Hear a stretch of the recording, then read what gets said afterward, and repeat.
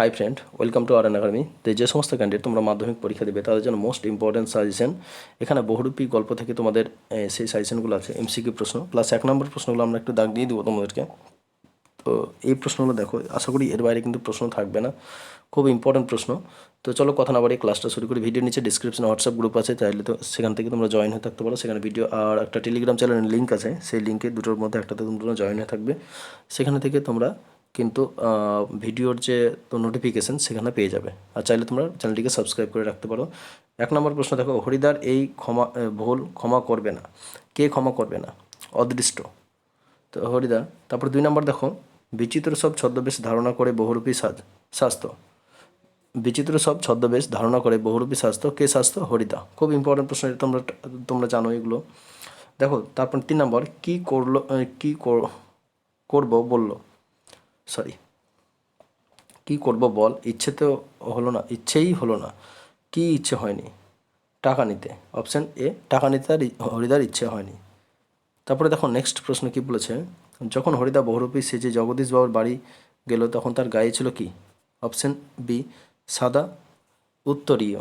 সাদা উত্তরীয় ছিল। ভেরি ভেরি ইম্পর্টেন্ট প্রশ্ন। 5 নম্বর প্রশ্ন দেখো, হরিদার জীবনে সত্যি একটা ড্যাশ আছে, কি আছে? নাটকীয় বৈচিত্র্য আছে। হরিদার জীবনে সত্যি একটা কি আছে? নাটকীয় বৈচিত্র্য আছে। খুব ইম্পর্টেন্ট প্রশ্ন। 6 নম্বর প্রশ্ন কি আছে দেখো, হরিদার পেশায় ছিল একজন কি?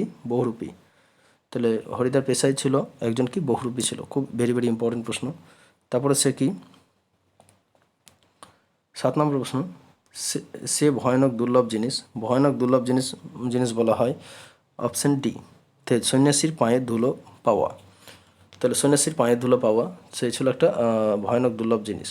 ঠিক আছে। 8 নম্বর প্রশ্ন দেখো, বহুরূপী গল্পের লেখক হলেন কে? বহুরূপী গল্পের লেখক হলেন অপশান এ, সুবোধ ঘোষ। বহুরূপী গল্পের লেখককে Subodh Ghosh. Very very important প্রশ্ন কিন্তু। 9 নম্বরের প্রশ্ন কি বলেছে দেখো, 9 নম্বর, ঠিক দুপুরবেলাতে একটা আতঙ্ক তল্লা বেজে উঠেছিল। তো ঠিক দুপুরবেলাতে একটা যেন আতঙ্কের হল্লা বেজে উঠেছিল। অপশান এ, চকের বাস স্ট্যান্ডের কাছে। তো ঠিক দুপুরবেলা একটা আতঙ্ক হল্লা বেজে উঠেছিল কোথায়? চকের বাস স্ট্যান্ডে। খুব ভেরি ভেরি ইম্পর্টেন্ট প্রশ্ন। 10 নম্বর প্রশ্ন দেখো, বাসের যাত্রীরা কেউ হেসে, কেউ বা বেশ বিরক্ত হয়, কেউ আবার বেশ বিস্মিত হয়। বাস যাত্রীদের কেমন প্রতিক্রিয়া, কারণ কি? যে তোমরা দেখেছো, পড়েছো ওটা গল্পটা। তাহলে হরিদার যে বহুরূপী হরিদার পাগলের সাজটা চমৎকার, সেই সাজটা দেখতে সবাই কী হতো? কেউ বিরক্ত হতো, কেউ আবার সেইটাকে নিয়ে হাসি মজ্জা করতো, কাকে ভালো লাগতো। তারপরে দেখো 11 নম্বর প্রশ্ন দেখো, ড্যাশ কিছুই শুনেনি, কথাটা কে বলেছেন? কথাটা বলেছেন কে? ড্যাশ কিছুই শুননি। অপশান সি, হরিদা। ভেরি ভেরি ইম্পর্টেন্ট প্রশ্ন। 12 নম্বর প্রশ্ন কি বলেছে, জগদীশবাবুর বাড়িতে সন্ন্যাসী ছিল। জগদীশবাবুর বাড়িতে সন্ন্যাসী ছিল কদিন? 7 দিন। ভেরি ভেরি ইম্পর্টেন্ট প্রশ্ন। বাবুর বাড়িতে সন্ন্যাসী কয়দিন ছিল? 7 দিন ছিল। 13 নম্বর প্রশ্ন দেখো, জগদীশবাবুর বাড়িতে আসা সন্ন্যাসী সারা বছর যা খেতেন সেটা হলো কি? তো জগদীশবাবুর বাড়িতে সারা বছর আসা সন্ন্যাসীরা সারা বছর কী খেতেন? একটা হরিতকি খেতেন। সেটা হলো কি? একটি হরিতকি। ভেরি ভেরি ইম্পর্টেন্ট প্রশ্ন, একটা হরিতকি। 14 নম্বর প্রশ্ন কি বলেছে দেখো, সন্ন্যাসীকে খড়ম দিয়েছিলেন। তাহলে সন্ন্যাসীকে খড়ম কে দিয়েছিলেন? অপশান বি, জগদীশবাবু। তাহলে সন্ন্যাসীকে খড়ম দিয়েছিলেন কে? জগদীশবাবু কিন্তু একটা খড়ম দিয়েছিলেন। 15 নম্বর প্রশ্ন কি বলেছে দেখো, ছদ্মবেশে সেদিন হরিদার রোজগার মন্দ হয়নি। তাহলে ছদ্মবেশে সেদিন হরিদার রোজগার মন্দ হয়নি, কোন ছদ্মবেশের কথা বলা হয়েছে? যে একটা বাইজির সাজ, সেই বাইজির সাজে হরিদার কিন্তু রোজগার কিন্তু মন্দ হয়নি। কোন সাজে? বাইজির সাজে। Very very important. 16 নম্বর প্রশ্ন দেখো, তোমরা সেখানেই থাকো। সেখানে বলতে বোঝানো হয়েছে কাকে? জগদীশবাবুর বাড়িতে। তাহলে সেখানে বলতে কাকে কখনো বোঝানো হয়েছে? জগদীশবাবুর বাড়িতে। 17 নম্বর প্রশ্ন দেখো, হরি কি সেজে লিচু বাগানে স্কুলের চকলেট 4টে পুলিশ ছেলেকে ধরেছিল? তাহলে হরিদা কি সেজে লিচুর বাগানে স্কুলের 4টে ছেলেকে ধরেছিল? তোমরা সবাই জানো পুলিশ সেজে কিন্তু হরিদা কিন্তু 4টে ছেলেকে ধরেছিলেন। তারপর 18 নম্বর প্রশ্ন দেখো কি বলেছে, কি উপলক্ষে বিরাগী জগদীশবাবু টাকা দিতে চেয়েছিলেন? কি উপলক্ষে বিরাগীকে জগদীশবাবু টাকা দিতে চেয়েছিলেন? অপশান ডি, তীর্থ ভ্রমণের জন্য। তা তীর্থ ভ্রমণের জন্য জগদীশচন্দ্র বসু যে বিরাগীকে টাকা দিতে চেয়েছিলেন। ভেরি ভেরি ইম্পর্টেন্ট প্রশ্ন। তো এই প্রশ্নগুলো যেগুলো দিলাম সেগুলো খুব ইম্পর্টেন্ট প্রশ্ন। তাছাড়া 1 নম্বর প্রশ্নগুলো দেখে রাখতে পারে। 1 নম্বর কী বলছে, পরম সুখ কাদের বলে জানেন? পরম সুখ বলতে বক্তা কী বোঝাতে চেয়েছেন? তাহলে এখানে দেখো, বহুরূপী গল্পে বক্তা বিরাগী স্বয়ং সব সুরেখ বন্ধ থেকে মুক্ত হয়ে যাওয়াকেই পরম সুখ বলেছেন। যে সংসারের ঝামেলা থেকে যে মুক্ত হয়ে যাওয়াটাকে পরম সুখ বলেছেন।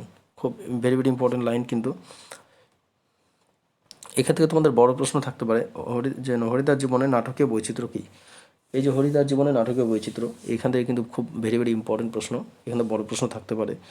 তারপরে দেখো 3 নম্বরের প্রশ্ন কী বলেছে, বিরাগীর কাছে জগদীশ প্রাণের অনুরোধ কী ছিল এবং তার শুনে বিরাগী কী বলেছিল? খুব ইম্পর্টেন্ট প্রশ্ন কিন্তু এগুলো, ঠিক আছে। তারপরে দেখো 4 নম্বর প্রশ্ন, হরিদা ঘরটি কীরকম ছিল এবং সেখানে কী হতো? তাহলে এখানে দেখো, হরিদার ঘরটি যে সরু এক গলির মধ্যে হরিদার একটি ছোট ঘর ছিল, সেখানে সকাল সন্ধ্যায় লেখকের আড্ডা বসতো। চা, চিনি, দুধ তারাই আনতেন। হরিদাস শুধু আগুনের আঁচে জল ফুটিয়ে দিতেন। ভেরি ভেরি ইম্পর্টেন্ট প্রশ্ন। 5 নম্বর প্রশ্ন কি বলেছে দেখো, সে ভয়ানক দুর্লভ জিনিস কি? ভেরি ভেরি ইম্পর্টেন্ট বলা যায় এগুলো, কিন্তু এই লাইনগুলো খুব ইম্পর্টেন্ট লাইন, যেখান থেকে প্রশ্ন কিন্তু আসার খুব চান্স আছে তোমাদের। তারপরে দেখো কি বলেছে 6 নম্বর প্রশ্ন, লেখক ও তার বন্ধুরা হরিদার কাছে কোন ঘটনা শোনাতে এসেছিলেন? তাহলে লেখক এবং তার বন্ধুরা হরিদার কাছে কি শোনাতে চেয়েছিলেন? জগদীশবাবুর বাড়িতে খুব উঁচু দরে একটা সন্ন্যাসী এসেছিলেন এবং তিনি সেখানে 7 দিন ধরে অবস্থান করেছিলেন। এই খবরটাই লেখক তার বন্ধু হরিদাকে শোনাতে এসেছিলেন। ভেরি ভেরি ইম্পর্টেন্ট প্রশ্ন কিন্তু এই লাইনগুলো। 7 নম্বর প্রশ্ন কি বলেছে দেখো, মাঝে মাঝে সত্যি উপোস করেন হরিদা মাঝে মাঝে উপোস করেন কেন? তাহলে খুব লাইন দেখো, হরিদার জীবনে 1 মাস পেশা বহুরূপী সেজে রোজগার করা যত সামান্য রোজগার 1 সপ্তাহ খন্নিবৃত্তি নির্বাণ করা সম্ভব হয় না, তাই হরিদাকে মাঝে মাঝেই সত্যি উপোস করে দিন অতিবাহিত করতে হয়। তো প্রত্যেক দিন ইনকাম সমান হয় না, তার জন্য কিছু কিছু দিন তো হরিদাকে কী করতে উপোস করে হয়। তারপরে দেখো 8 নম্বর, কি অদ্ভুত কথা বললেন হরিদা কোন অদ্ভুত কথা মনে করে হয়েছিল? তো হরিদা জানিয়েছিলেন যে শত হোক একজন বিরাগী সন্ন্যাসী সে যে টাকা ফাঁকা করলে ঢং নষ্ট হয়ে যায়, তারা এই কথাকে গল্প লেখকের অদ্ভুত বলে মনে হয়েছিল। তারপরে দেখো নেক্সট প্রশ্ন কি বলেছে, নইলে আমি শান্তি হব না, কি পেলে বক্তা শান্তি পাবেন? তাহলে বক্তা জগদীশবাবুর একান্ত ইচ্ছা যে বিরাগী তাকে কিছু উপদেশ দিয়ে প্রস্থান করলে তিনি শান্তি পাবেন। ভেরি ভেরি ইম্পর্টেন্ট প্রশ্ন কিন্তু। তারপর নেক্সট প্রশ্ন কি বলেছে দেখো, এই শহরে জীবনে মাঝে মাঝে বেশ চমৎকার ঘণ্টার সৃষ্টি করেন বহুরূপী হরিদা। বহুরূপী গল্পে হরিদার বহুরূপী সাজের কয়েকটা উল্লেখ করো। তাহলে এখানে যে হরিদার জীবনে যে বিভিন্ন সাজগুলো ছিল, সেই সাজগুলো কী কী ছিল একটু দেখে নাও। কথাসাহিত্যিক সুবোধ ঘোষ রচিত বহুরূপী গল্পের হরিদা বহুরূপী সাজার কথা উল্লেখ করা হয়েছে। সেগুলো হলো উম্মাদ পাগলা, রূপসী, বাইজি, বাউল, কাপালিক, তারপরে পুলিশ, বুড়ো ও কাবলিওয়ালা, ফিরিঙ্গি, কর্মিন সাহেব, সন্ন্যাসী, বিরাগী প্রভৃতি এই সাজগুলো কিন্তু সে সাজতো, একটু দেখে রাখবে। এখান থেকে এমসিকিউ প্রশ্ন দিতে পারে। তারপর নেক্সট প্রশ্ন কি আছে দেখো,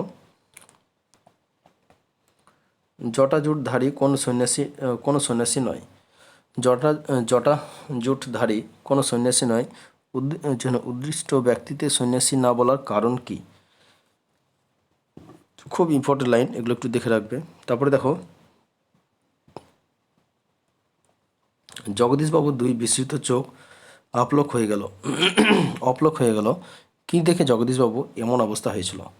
তাই জগদীশবাবু সিঁড়ি দিয়ে তাকে যখন দেখছিলেন, আদুর গায়ে সাদা উত্তরীণ পরে এক বিরাগী সামনে দাঁড়িয়ে তখন তার অপলক দৃষ্টিতে তার দিকে চেয়ে রইল। ঠিক আছে, তো এগুলো একটু দেখে রাখবে। 13 নম্বর প্রশ্ন কি বলেছে, অদৃষ্ট কখনো হরিদার এই ভুল ক্ষমা হবে না। খুব ইম্পর্টেন্ট লাইন, হরিদা কোন যেন ভুল অদৃষ্ট কখনোই ক্ষমা করবে না। দেখো, শিল্প মর্যাদার স্বার্থেই বহুরূপী হরিদার জগদীশবাবু দিতে চাওয়া অর্থ প্রত্যাহার করেন। যে জগদীশবাবু তাকে হরিদাকে কিছু টাকা দিতে চেয়েছিলেন, সে টাকা কিন্তু প্রত্যাহার করেছিলেন, নিতে চায়নি, ভুল করেছিলেন বলে লেখক মনে করছেন। সেই ভুলটাই অদৃষ্ট কখনো ক্ষমা করবে না বলে লেখকের মনে হয়েছিল। তারপরে দেখো খুব ইম্পর্টেন্ট লাইন, পরম সুখ কাকে বলে জানেন? বক্তা স্বয়ং পরম সুখ বলতে কী বোঝাতে চেয়েছেন? তো দেখো এখানে কথা সাহিত্যিক সুবোধ ঘোষ রচিত বহুরূপী গল্পে বক্তা বিরাগী স্বয়ং সব সুখের বন্ধ থেকে মুক্ত হয়ে যাওয়াকে পরম সুখ বলে মনে করেছেন। এই প্রশ্নটা কিছুক্ষণ আগে আমরা আলোচনা করলাম, ঠিক আছে। তারপরে দেখো 15 নম্বর প্রশ্ন, এ তো মজার ব্যাপার, কোন ঘটনাকে মজার ব্যাপার বলা হয়েছে? তারপরে দেখো একদিন জগদীশবাবুর বাড়িতে আশ্রয় গ্রহণকারী অগন্তুক সন্ন্যাসী হিমালয়বাসী সর্বত্যাগী মানে সব কিছু ছেড়ে আসা, যেটা অন্যদিকে কাঠের খর্মে সোনার বোল লাগানো দেখে মুগ্ধ হয়ে তিনি পা বাড়িয়ে দিল বাবুর দিকে। এমন পরস্পর বিরোধী ঘটনাকে উদ্ধৃতাংশটি বক্তা হরিদা এই মজার ব্যাপার বলে উল্লেখিত করেছেন, ঠিক আছে। তো এই প্রশ্নগুলো খুব ইম্পর্টেন্ট প্রশ্ন, এমসিকিউ প্রশ্ন। তাহলে 1 নম্বর 2 নম্বর প্রশ্নগুলো কিন্তু তোমাদের হয়ে গেল, ঠিক আছে।